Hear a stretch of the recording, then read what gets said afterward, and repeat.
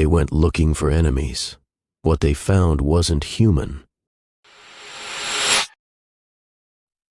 I served in Iraq from 2003 to 2004 as part of a recon unit attached to the One Stone Marine Division. Most of our time was spent on long-range patrols and sweep and clear missions through some of the nastier parts of Anbar province. I'm not posting this for karma. I don't care if you believe me. Hell, I don't know if I believe it most days. But something happened out there, and I need to get it off my chest before I convince myself it didn't. This happened just outside Fallujah, a few months before the second battle kicked off. Tensions were high, roadside bombs, ambushes, civilians disappearing. It was already hell on earth, but this was different. It started with a simple recon patrol. We were running a 4-vehicle convoy west of the city when our lead Humvee's rear tire sank into a pit. The sand just gave out. We dismounted and realized it wasn't a sinkhole. It was some kind of half-buried concrete hatch with a rusted metal frame that had collapsed in under the weight of the Humvee. The thing looked old, real old. Iraqi command bunkers weren't uncommon, but this was different. No writing, no Arabic, no English, no nothing. Just a set of heavy steel doors under the sand, partially exposed now. Our team leader, Staff Sergeant Mayer, called it in. Command told us to mark the location and move on, standard protocol. But Mayer was the kind of guy who didn't like loose ends. Said it felt weird to leave something so close to the city unsearched. He gave us the go-ahead to breach it. We split into 2 fire teams and descended through the partially collapsed entrance. The air was foul. Not like something had died, more like mildew and dust, like an old building that's been locked up too long. The tunnel was steep and lined with concrete. There were no lights, no wires, just empty walls and dripping pipes. After maybe 50 meters, we hit a corridor. Branching halls led off into darkness. It was a damn maze. We cleared room by room. Most were empty. Concrete slabs, broken crates, old tools. But then we found a door that looked newer than the rest. It had a keypad next to it. American tech. That stopped us cold. Mayer made a joke about the CIA, but nobody laughed. He told our comms guy, Dylan, to try hailing command again. No response. Static. Our radios had worked fine above ground. The door was ajar. We opened it. Inside was a narrow hallway with metal walls and flickering fluorescent lights. They were still running somehow. And the humming? That was the first thing I noticed. A low, droning buzz, not from the lights, from deeper in. The first room we entered was filled with bunk beds, all made up, impossibly clean. The second room was worse, walls covered in maps and Polaroids, dozens of them. Most were grainy aerial shots of the Iraqi desert, but others were just people. Men and women in uniforms, blank eyes, some American, some not. We found a photo of a man who looked exactly like Mayer. Same hair, same jaw, same scar over his lip. Only thing different was the name tape. It said Myers. That's when I noticed the hum got louder the deeper we went. A pulsing sound, like something alive. Our medic, Cooper, said he felt dizzy, said he could hear voices behind the walls. Mayer insisted we press on. He said we'd already gone too far to back out. We reached a large room at the end of the hall filled with what looked like cryogenic pods, 4 of them. One was cracked open. The others were fogged up from the inside. There was frost on the floor, in Iraq, in the middle of summer, and then the lights went out. Everything was pitch black. The humming stopped. Then something screamed. It wasn't human, I don't know how to describe it, like a dying animal being pulled apart slowly. We opened fire blindly. Flashlights flicked on and we caught a glimpse of something tall and pale darting between the pods. Too thin, too fast. Cooper got dragged into the dark. Just gone. One second he was screaming, the next he wasn't. We broke and ran. Mayer tried to get us to hold position, but I think even he knew it was useless. We scrambled back through the hallway, but it had changed. I swear to God, the path had shifted. The walls were wrong. Doors we'd passed before weren't there anymore. At one point, I swear I saw Cooper just standing at the end of the corridor, still holding his rifle, just staring. Dylan ran toward him. The lights flickered, and Cooper was gone again. So was Dylan. 3 of us made it back to the surface. Me, Mayer, and a guy named Ortega. The sunlight nearly blinded us. Our radios kicked back on the second we hit fresh air. Mayer ordered us not to say a word about what happened. He made us scrub our reports, said we never found anything, just a collapsed bunker full of rats. 3 days later, Mayer put his sidearm in his mouth and pulled the trigger. Ortega died in a car accident a month later. Brakes failed. At least that's what they said. Now it's just me. Last year, I got a package in the mail. No return address. Inside was a single Polaroid. It was a photo of me, standing in that room with the bunk beds. Same gear. Same blank stare. But I don't remember it being taken. And my name tape in the photo? It said Myers. I served with the Ukrainian Armed Forces in Donetsk in 2023, Intel and Comms. My job was mostly behind the screen. Drones, signals, thermal imaging, relaying movement to the front line. I wasn't some hero charging trenches. I sat in a metal trailer watching feeds until my eyes burned. But something happened that still wakes me up at night. It started with a recon mission near Bakhmut. We lost contact with Bravo 6, a 6-man unit operating in a hot zone east of the city. Not unusual. Signal interference is constant out there. Russian jamming, busted relays, or plain old bad luck. But this was different. No audio, no pings, no check-ins. Just silence. We scrambled a small tech team to locate their last known position. I was attached because I'd handled Bravo 6's drone coordination and knew their flight behavior better than anyone. Our goal was simple: retrieve any drone data, check for survivors, and get out. That's not what happened. We found their observation drone about 300 meters from where their last signal came through. It was mostly intact, still half stuck in a tree. No burn damage, no sign of a hit. Just a dead battery and something else. The underside of the shell was scorched black, like it had been exposed to extreme heat, but only in one direction, like it hovered over a fire. But the terrain beneath it was untouched. No flames, no soot, just soft earth. Even weirder, the SD card inside was still functional. I copied the footage on site. That was mistake number one. We never found the squad. No bodies, no gear, no sign of a struggle. Their footprints ended abruptly at the edge of a pine forest. I don't mean they scattered. I mean they stopped. Like the squad had been walking in formation and just vanished mid-step. We called it in. We're told to return to base and file a report. But I watched the footage that night, alone in the operations tent. At first, everything looked routine. The drone launches at 2:37 a.m., scans the tree line, then hovers above the squad as they move east toward a suspected enemy ammo dump. Night vision's clean, audio's muted, but you can tell from their body language they're calm, focused. Around 3:05, the squad pauses. One of them, Sergeant Kulik, looks directly up at the drone. Not unusual. We train soldiers to check the drone's position during night ops. I didn't sleep that night. I sent the footage up the chain immediately, but by morning, the file was gone from our system, scrubbed, like it had never been there. My CO told me I must have corrupted the video. But he doesn't look away. He stares. The rest of the squad keeps moving, but Kulik just stands there, eyes fixed on the drone lens. Then he smiles. Bullshit. 3 days later, I caught someone in uniform I didn't recognize accessing our server hub. No rank, no patches, just a black tactical vest and a sidearm. Let me be clear, this guy wasn't a smiler. Tough bastard, barely spoke off comms. The smile doesn't reach his eyes, it just stretches, way too slow. The kind of smile that makes your stomach knot up. I didn't report it, didn't ask questions, just kept my head down. A week later, I was reassigned to logistics outside Lviv. Then he turns and walks straight into the tree line. No hand signals, no cover, just disappears between the trees. I made a copy. Don't ask how, don't ask where it is. Just know I watched it again a few nights ago. Slowed it down, isolated the audio. That's when the drone's telemetry goes haywire. The compass spins. Altitude readings jump.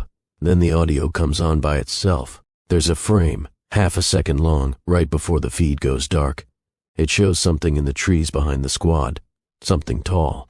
It's not static. It's voices, low and fast, like whispers played backward. It doesn't sound like Russian or Ukrainian. It doesn't even sound human, like something mimicking speech but not understanding the meaning. At first, I thought it was a tree trunk, but it's not. It's a face, pale and long, no mouth, black eyes that reflect the drone's night vision like mirrors, watching. The drone starts drifting lower, like something's pulling it, and in the final burst of audio, Right before the file cuts out, I swear you can hear it say observe. At 3:11, it catches sight of the rest of the squad again, but they're not moving. I still get updates from guys in the field. Whole patrols go missing now. No signs, no struggle. They're calling them phantoms. They're standing in a tight circle in the middle of a clearing, arms at their sides, heads tilted up, just staring. But I know better. There's something floating above them. Whatever we woke up in that forest, it's still out there. I still don't know how to describe it. It's not a drone. It's not a bird. It's like a shimmering void, a vertical shape that ripples the way heat does above pavement, but darker, cold somehow. The squad stands completely still under it, and it's watching. Occupied France, December 1944. A U.S. Army intelligence unit is tasked with investigating strange German broadcasts coming from a half-destroyed village near the Ardennes. Locals say the village, St. Eloi, was shelled into oblivion months ago. No survivors, no radio towers, nothing left. Then one of them drops. No sound, just crumples, then another and another, until only one man is left. Corporal Datsenko. He looks straight up, and the camera glitches. The entire frame tears sideways, and yet, Allied radio operators are picking up a signal from there. Low frequency, barely audible. It repeats every night at 2:13 a.m. A string of numbers, then a voice whispering something unintelligible, always in perfect English. The next thing the footage shows is Datsenko looking directly into the drone camera. Same smile as Kulik. Then he lifts his hand and waves. The screen goes black. The brass assumes it's German psyops. They send in Captain Emery Quinn, a linguist with radio experience, and a small recon team to locate and neutralize the transmitter. What they find buried in the ruins of St. Eloi was never built by the Germans. Beneath a collapsed church in the village center, Quinn's team finds a tunnel, narrow, cold, and lined with rusted wiring. Deep below ground, they discover an old concrete chamber, untouched by the bombing. Inside is a strange machine, a tangle of copper coils, vacuum tubes, and glass panels glowing faintly with static light. The machine is warm to the touch. It's still on. There's no power source. It's broadcasting the signal. Private Haskins, their radio op, begins mumbling in his sleep that night, repeating the numbers from the transmission, and something else, a name none of them recognize, Konigsee. Quinn studies the wiring. The tech is decades ahead of anything the Germans or Allies are using. It looks handmade, but not by soldiers. No markings, no controls, except a single metal dial, set between symbols that don't match any known language. That night, the signal changes. No more numbers, just breathing.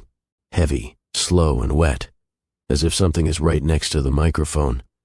Listening, the team debates destroying the device, but Haskins says if they touch it, it'll come up from below. When pressed, he can't explain what he means, just stares at the concrete under his boots and says, "We're not above it.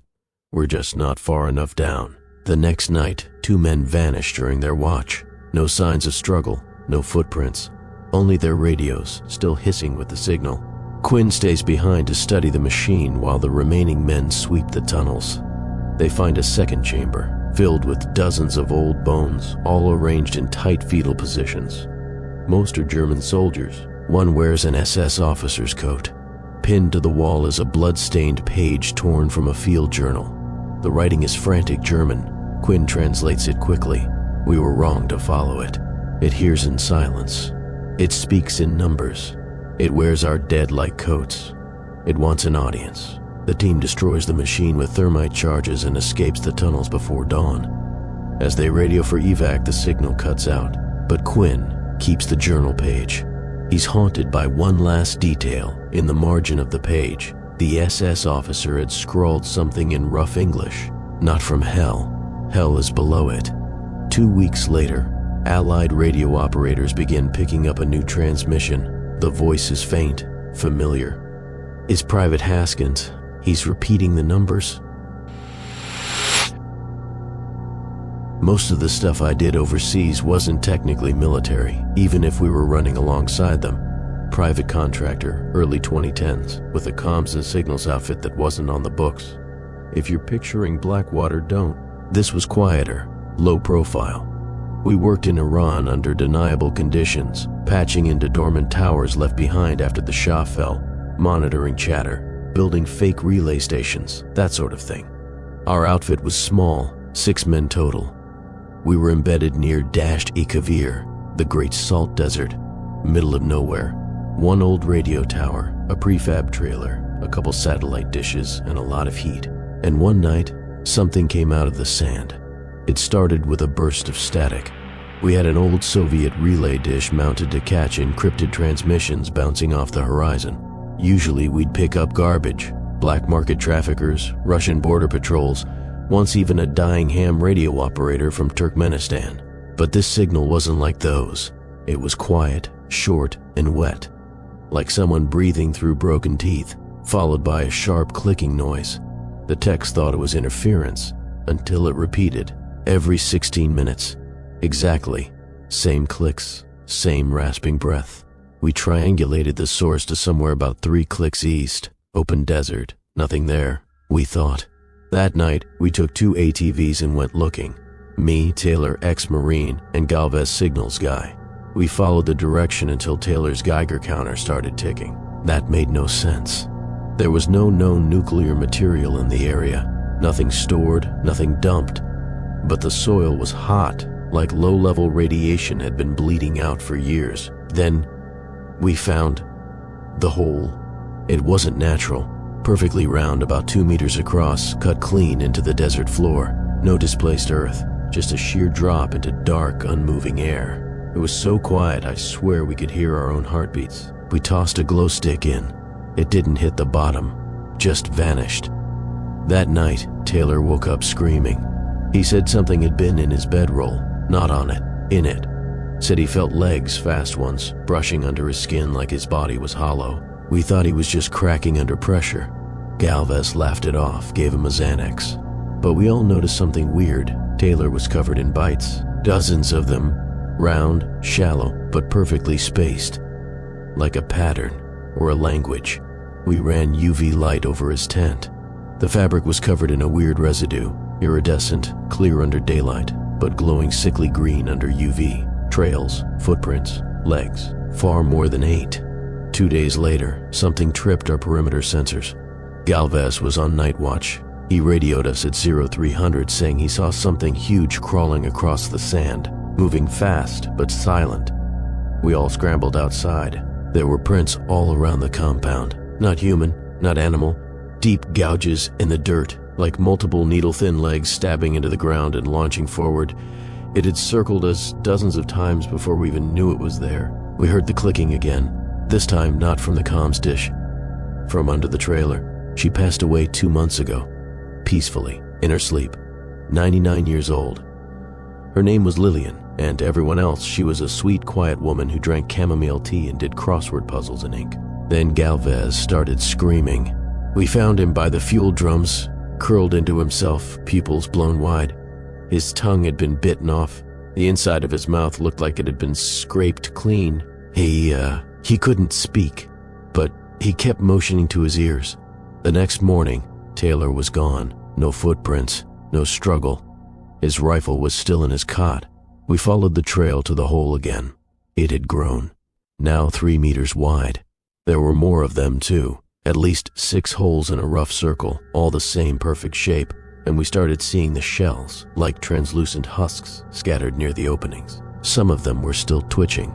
They looked like camel spiders, but wrong. Too long, too thin, with little slits where ears should be, and rows of human-like teeth hidden under their mouth parts. Some of the shells had faces that looked almost copied Taylor's cheek. Galvez's jawline, my goddamn nose. Galvez died that night. Seizure or fear, I don't know. He was grinning when we found him, smiling, wide and horrible, with something tapping inside his throat, like something had curled up in there and died. The radio started repeating the click language constantly now, not in short bursts, in long, complex patterns, like syntax, like communication. and they were getting closer. We set fire to the whole site, the trailer, the dishes, even our own gear. Took one ATV and rode west until the gas ran out.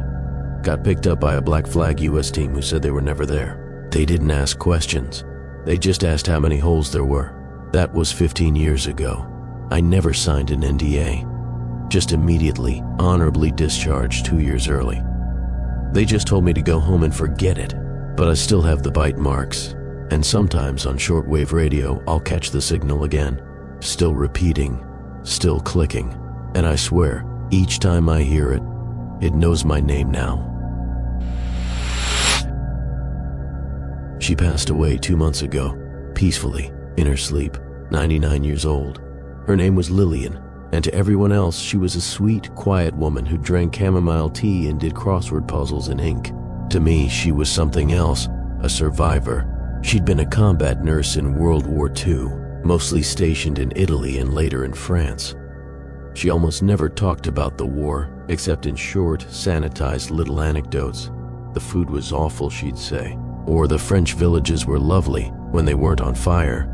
But a few weeks before she died, when the cancer was starting to take more of her good days, she told me a story, one I can't stop thinking about, one that made me go digging.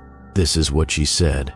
It was late 1944, just past the liberation of Paris. Lillian had been attached to a small mobile medical unit following an American infantry company through the countryside near the Vosges Mountains. She said they were advancing through a narrow valley, foggy, forested, and eerily quiet. No gunfire, no birds, not even the wind. At the center of the valley was a burnt-out village the locals wouldn't even name. It had no signs, no people, no animals. Just broken buildings and the charred remains of what looked like a church at the center. That's where they found the boy. She said he was maybe 10 years old, thin, silent, covered in soot. He had no shoes, no ID tags, no wounds, just sat in the middle of the ruined chapel, staring at the wall. They tried to speak to him, in French, in German, even Latin. Nothing. He never blinked, never flinched. They brought him back to the medical tent. That night, things got strange. Lillian said the soldiers started sleepwalking, one by one, always in the same direction, toward the woods behind the village. One private walked straight into a barbed wire fence and didn't even react. Another was found half a mile into the forest, naked, humming some kind of tune none of them recognized. The boy just watched, always sitting, always silent. Lillian said her commanding officer wanted to evacuate, but the roads had washed out. Heavy rain. The trucks were stuck in the mud. They had to stay. On the third night, the company's chaplain slit his own throat in front of the entire unit during evening chow. No warning, no note, just stood up, looked directly at the boy and said, "They don't have mouths, but they sing." That's when Lillian noticed something else. The boy was smiling, but not with his lips, with his eyes, wide and shining like he was listening to something beautiful. That same night, Lillian heard something in the forest, a chittering noise, like insects, but deeper, more rhythmic. She said it echoed through the trees like a hymn. She tried to convince the med team to leave the boy behind. No one agreed. They said he was just a traumatized civilian, that he needed help. So she did something she never forgave herself for. She set the tent on fire, waited until everyone was distracted, poured lamp oil across the floor, lit it with her cigarette. The whole unit was ordered to evacuate after that. They thought it was sabotage, maybe German partisans. No one questioned her. No one asked what happened to the boy. But she knew. Lillian told me this story in pieces, between morphine doses and moments of lucidity. She cried halfway through it, not from guilt, but from fear. I asked her why she was still scared after all these years. She said, "He wasn't the first, just the one they left behind." After she died, I went through her belongings. I found a box of old war memorabilia, letters, photos, pins. At the very bottom was a yellowed newspaper clipping from 1947.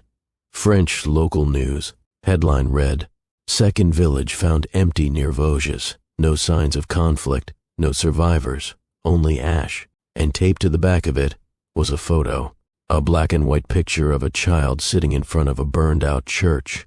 Same posture, same blank face. But this photo was dated 1956. Has anyone ever heard of something like this? Like Folklore, maybe? Or psychological warfare experiments? I've searched for cases involving silent children, sleepwalking units, post-liberation trauma, but nothing matches.